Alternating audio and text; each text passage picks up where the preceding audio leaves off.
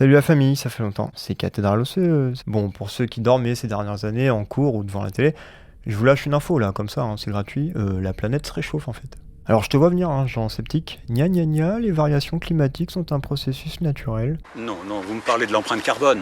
Oui. Bullshit. Ah. Alors oui, sauf que l'homme a atteint un développement technique tellement dingue que le réchauffement est devenu un phénomène artificiel, notamment depuis la révolution industrielle. On passera sur l'explication scientifique, mais pour aller très vite, certaines substances présentes dans l'atmosphère contribuent à retenir le rayonnement du soleil, donc la chaleur qui va avec, et c'est tant mieux sinon la vie serait impossible. Le problème c'est que ce phénomène s'est intensifié avec l'activité humaine et que ça va trop vite. L'environnement a plus le temps de s'adapter et nous non plus. Puis si ça monte trop, on va juste crever quoi, littéralement crever. Une des questions qu'on peut se poser, comme ça au pif, mais qui est responsable? Ou formulé autrement, sommes-nous tous responsables? Aujourd'hui, on va répondre à cette problématique, notamment grâce au travail du militant marxiste, léniniste et écologiste, Andreas Malm.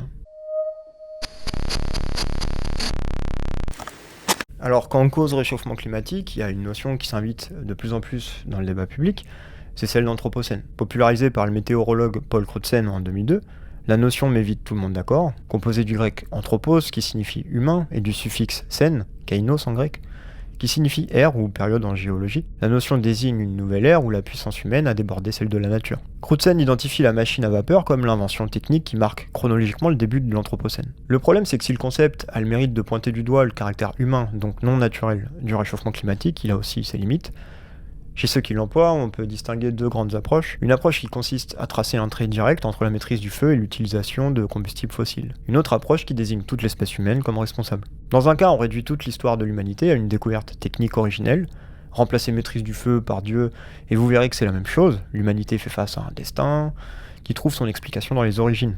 Dans l'autre cas, on incrimine l'espèce, donc une catégorie biologique qui écrase ce que l'histoire peut amener de spécifique. Ici aussi, tout est écrit depuis le début. Si c'est le destin qui explique l'histoire des hommes, il n'y a plus de place ni pour la lutte, ni pour la liberté. On voit donc de manière ironique qu'en pointant du doigt le caractère artificiel du réchauffement climatique, le concept d'anthropocène fait entrer cet événement dans l'histoire. Ce n'est plus la nature qui peut expliquer ce phénomène. Mais aussitôt cette dénaturalisation opérée, on retombe sur nos bons vieux travers, en adoptant une approche naturalisante, monocausale, transhistorique, bref, anti-scientifique. On notera ici que les climatologues deviennent malgré eux des historiens, et c'est sans doute ça qui explique les limites de leur approche. Des scientifiques formés aux sciences naturelles, climatologues, géologues, météorologues, se retrouvent à devoir penser de manière historique, donc sociale, un phénomène hybride sans précédent. Logique que ça casse pas trois pattes à un canard. Mise au point, wesh. Si Andreas Malm prend son temps pour critiquer la notion d'anthropocène, c'est qu'il considère qu'elle nous détourne des vrais responsables historiques. Non, l'humanité n'est pas responsable, c'est un sous-groupe qui a historiquement agi, consciemment ou non, pour développer l'économie et la production dans une certaine direction. Ce sous-groupe historiquement situé, c'est la bourgeoisie industrielle britannique du 19e siècle. C'est là que prend racine le réchauffement climatique, dans un contexte où l'Empire britannique se développe, et avec lui le capitalisme, en industrialisant la production et en colonisant la planète pour obtenir ressources et main-d'œuvre, et ainsi asseoir une domination dans l'ordre des puissances de ce monde. Si vous voulez approfondir la phase historique coloniale du capitalisme, go voir ma vidéo sur la notion d'impérialisme chez Lénine. Ce que nous invite à faire Malm, c'est penser historiquement le réchauffement climatique. Penser historiquement dans la bouche d'un marxiste, ça veut dire analyser la société en termes de groupes sociaux qui se foutent sur la gueule pour défendre leurs intérêts respectifs. Par exemple, les salariés dans le contexte actuel défendront leur intérêt à une augmentation de salaire pour moins subir l'inflation. Là où les patrons se battront pour geler les salaires en arguant que les salariés coûtent trop cher et qu'eux aussi subissent l'inflation. Dans les deux cas, on fait face à un groupe social qui cherche à préserver ses intérêts, donc son existence. Ce rapport conflictuel qui travaille continuellement la société, c'est la fameuse lutte des classes. Phénomène central qui agit en toute période. On ne choisit pas d'activer ou de désactiver ce conflit comme on appuie sur un bouton. C'est un phénomène que nous subissons collectivement. Andreas Malm adopte donc les outils du marxisme pour penser le réchauffement climatique. Sa lecture de classe de la situation est assez marginale dans le champ de l'écologie. Comme Paul Crutzen, Malm identifie le passage à la vapeur comme le moment clé qui nous entraîne vers le réchauffement, notamment car la machine à vapeur nécessite de grandes quantités de charbon, donc de combustibles fossiles, qui, une fois brûlés, libèrent les fameux gaz à effet de serre. Mais qui a décidé de ça? Y a-t-il eu une grande concertation démocratique mondiale? Bien sûr que non. Une des questions que vous devez vous poser ici, c'est comment une technique nouvelle fait-elle pour s'imposer historiquement? Y a-t-il une loi qui détermine ça? Ou faut-il faire du cas par cas? étudier comment chaque technique est apparue. Pour éviter de trop généraliser et de raconter de la merde, on va au moins se concentrer sur le cas de la machine à vapeur. Le charbon est d'abord utilisé comme substitut du bois. Vers 1800, ça sert surtout à chauffer les foyers britanniques et à cuisiner. Pour sortir le charbon d'une utilisation domestique, il faut associer la chaleur de la combustion à un mouvement mécanique. C'est ici que la machine à vapeur entre en scène. Elle est brevetée en 1784 par James Watt, mais dans un premier temps, personne n'en veut. Pourquoi ? Parce que les domaines d'application où elle peut être déployée, notamment l'industrie du coton, n'en ont pas besoin. Ce qui domine à l'époque, la production, c'est la roue hydraulique, le moulin quoi.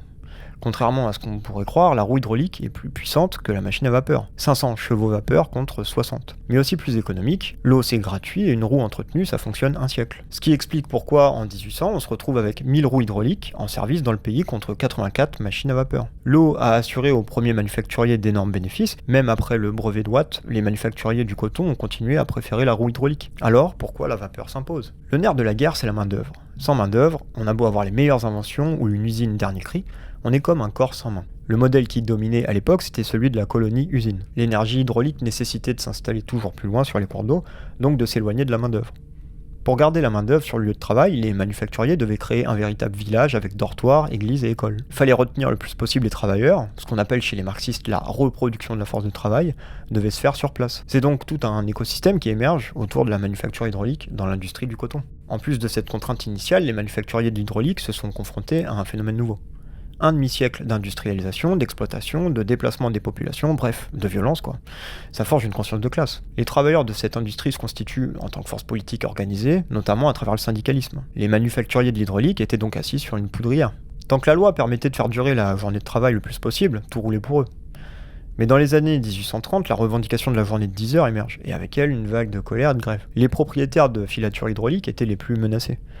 Ils étaient donc logiquement à la tête de l'offensive contre cette revendication.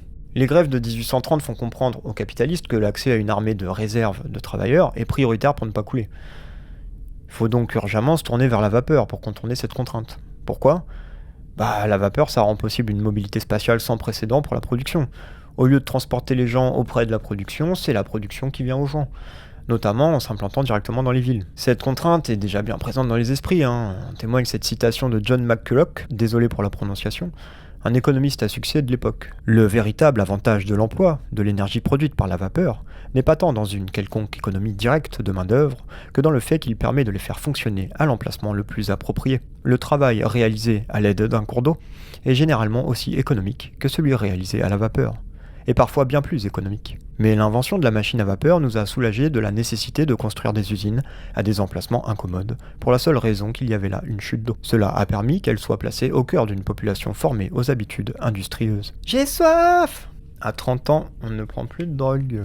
Ce qu'il faut retenir de tout ça, c'est que les manufacturiers britanniques investissent dans la machine à vapeur pour contourner à la fois la raréfaction de la main-d'œuvre en campagne, à la fois l'organisation du prolétariat en force contestataire. Plus les travailleurs s'organisent, et plus la bourgeoisie prend conscience de sa dépendance vis-à-vis du prolétariat. On est en plein dans la dialectique du maître et de l'esclave de Hegel. Si le prolétariat abandonne son rôle, les bourgeois s'effondrent et leur domination économique avec. Ouais. On fait donc face à une classe conquérante qui désire asseoir son pouvoir, et au sein même de cette classe, à une concurrence diabolique entre les partisans de l'hydraulique et ceux de la vapeur. Certains historiens défendront l'idée, en s'inspirant de l'économiste britannique Thomas Malthus, que c'est l'accroissement des besoins qui explique cette transition technique. Adopter cette lecture, ça revient à dire que la demande précède l'offre, ça revient à dire qu'on a désiré la cigarette avant l'invention de la cigarette. Surtout, ce que ça fait, c'est que ça évacue totalement la nature profonde du capitalisme et de son développement, à savoir que le capital ne cherche qu'une chose, sa propre accumulation. Mais pour comprendre ça, il faut faire un petit détour par la théorie économique. Bon, vous m'en voulez pas, mais j'ai jamais continué ma série de vidéos sur le capital de Marx. Vous pouvez toujours aller voir la vidéo sur la section 1, la section la plus difficile. Ça vous aidera à comprendre ce qui suit. Ce qu'il faut absolument retenir, c'est qu'avec le capitalisme, la nature de la production change. Marx se rend compte qu'on ne produit plus pour les mêmes raisons. Dans les sociétés pré-capitalistes, on priorisait ce qu'on appelle en économie la valeur d'usage. Autrement dit, on produisait avant tout pour répondre à des besoins. Les choses avaient de la valeur au regard d'un usage concret. Avec l'émergence de la société capitaliste, on observe un renversement. Ce qui est priorisé, c'est l'argent. On produit avec pour objectif premier de vendre en obtenant du profit. Et ce pour réinvestir aussitôt dans une production à plus grande échelle, vendre à nouveau, et recommencer indéfiniment. C'est ça le capital, ce processus infini et exponentiel d'investissement, production, échange, investissement, production, échange. Ou dit autrement avec les formules de Marx, on passe de la forme marchandise, monnaie, marchandise, à la forme monnaie, marchandise, monnaie, prime. Ce processus sans fin que décrit Marx, c'est ce qu'on appelle communément le productivisme ou la croissance économique. On a donc toute une économie productiviste qui émerge grâce à la consommation de combustibles fossiles à grande échelle. Sans le charbon, l'industrie, l'Empire britannique, la classe capitaliste peuvent pas se développer avec autant d'intensité et régner sur le monde. Sans compter que l'Empire britannique, c'est aussi des colonies partout à travers la planète. La classe capitaliste cherche à développer le commerce mondial avec l'importation de produits exotiques, l'exportation de surplus. Elle cherche aussi une main-d'œuvre pas chère, voire forcée. La vapeur va permettre aux Britanniques de développer le transport fluvial et ferroviaire pour s'accroître. Le charbon devient donc la marchandise la plus précieuse, celle qui permet de produire toutes les autres, celle sans laquelle les capitalistes britanniques ne peuvent s'enrichir et asseoir leur pouvoir. Pour Andreas Malm, on assiste à l'émergence de ce qu'il appelle le capital fossile, une économie où la maximisation de la croissance et des profits se fait au moyen des énergies fossiles. Les bases du réchauffement climatique sont posées. Pendant plusieurs décennies, la Grande-Bretagne sera la seule à soutenir cette économie.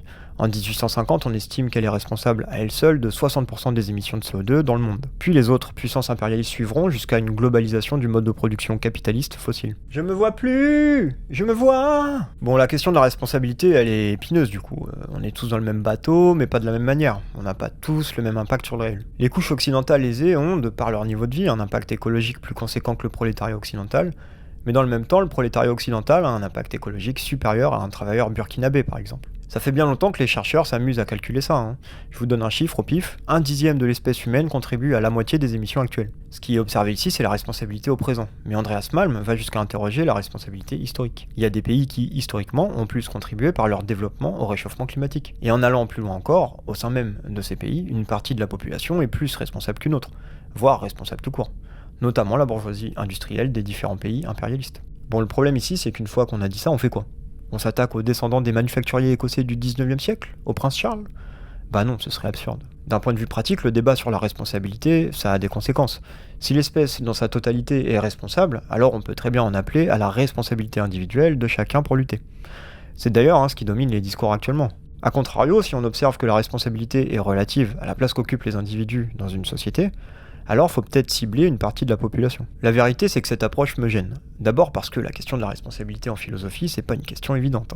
Ça marche pour la société de classe actuelle qui, faute de pouvoir défendre une réelle justice sociale, fait porter sur les individus le poids de leur environnement.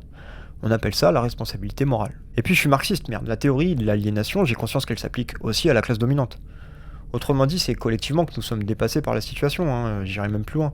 C'est la situation, le moment historique, qui nous possède. Nous sommes devenus sa chose. Bref, c'est la théorie de l'aliénation, quoi. Alors attention par contre, de ne pas retomber dans une lecture qui évacue la question de classe. L'aliénation n'est pas une expérience similaire pour toutes les couches sociales. Regardez ce que Marx dit dans une préface du Capital. Un mot encore pour éviter d'éventuels malentendus. Je ne peins pas en rose, loin s'en faut, le personnage du capitaliste et du propriétaire foncier. Mais ces personnes n'interviennent ici que comme personnification de catégories économiques, comme porteurs de rapports de classe et d'intérêts précis.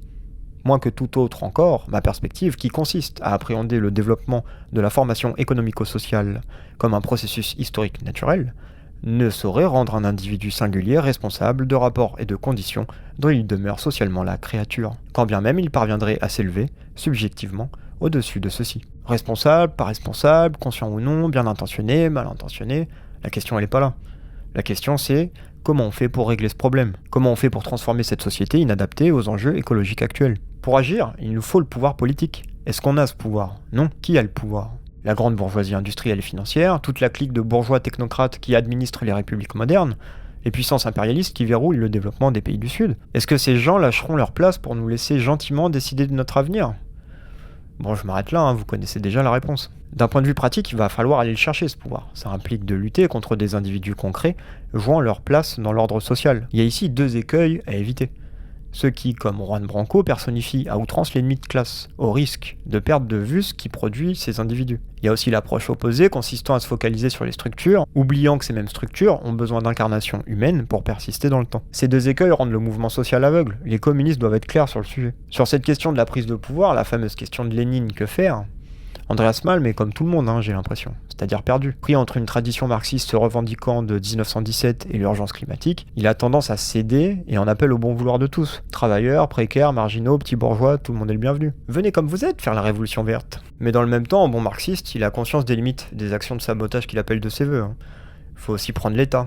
L'action directe, ça suffira pas. Andreas Malm cite alors Lénine comme pour penser contre lui-même. La question du pouvoir est certainement la question la plus importante de toute révolution. Dans tous les cas, la situation est la suivante. Toutes les sociétés actuelles reposent sur un ordre planétaire particulier. Le changement climatique rebat les cartes. Les sociétés humaines vont nécessairement devoir s'adapter au risque de disparaître. L'élévation des températures n'entraînera pas mécaniquement de l'agitation sociale, mais c'est un facteur aggravant. Le fait que les répercussions du réchauffement adviennent par la voie sociale rend pas le phénomène moins puissant. Le cas syrien, c'est un bon exemple. En Syrie, on bute les gosses en même temps qu'on viole leur mère. Avant la révolution de 2011, la Syrie a connu une série de sécheresses historiques qui prennent racine en 98. Le pic d'intensité s'étend entre 2006 et 2010. La sécheresse pousse alors 1 million d'agriculteurs et d'éleveurs vers les villes, ce qui crée une pression démographique importante, donc des tensions. En parallèle de ça, une inflation forte frappe le pays, notamment dans l'alimentation et l'immobilier. Assad choisit, en dépit de cette situation, de choyer une clique d'hommes d'affaires pour qu'ils investissent dans le pays. Il favorise aussi les couches aisées, notamment en leur donnant un accès privilégié à l'eau malgré la pénurie. La situation elle est donc explosive, des manifestations s'organisent, puis en 2012 la colère se transforme en guerre civile, la répartition et la nature du pouvoir est remis en cause. On voit clairement ici comment le réchauffement climatique a travaillé la situation en provoquant des sécheresses puis des pénuries. Il a joué le rôle d'un facteur multiplicateur sur la base d'une situation sociale déjà mal en point. La conjoncture climatique n'innocente pas Assad, le climat fait pas tout. Une organisation sociale plus juste aurait permis de mieux gérer cette situation. Partant de cette observation, l'hypothèse de Malm est la suivante. Si le réchauffement climatique fait de plus en plus souffrir les travailleurs, mais que dans le même temps, l'exploitation se poursuit voire s'intensifie, alors faute de pouvoir s'en prendre au climat, les travailleurs s'en prendront peut-être aux exploiteurs, qui sait. Et ce jour-là, faudra se tenir prêt les frérots. Et ce jour-là, et je galère.